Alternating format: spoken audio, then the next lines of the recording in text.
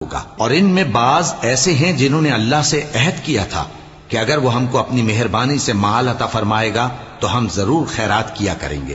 اور نیکوکاروں میں ہو جائیں گے، لیکن جب اللہ نے ان کو اپنے فضل سے مال دیا تو اس میں بخل کرنے لگے اور اپنے عہد سے روگردانی کر کے پھر بیٹھے۔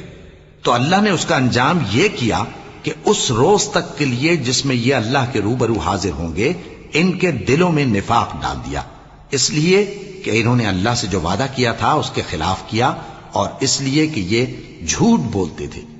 کیا ان کو معلوم نہیں کہ اللہ ان کے بھیدوں اور مشوروں تک سے واقف ہے،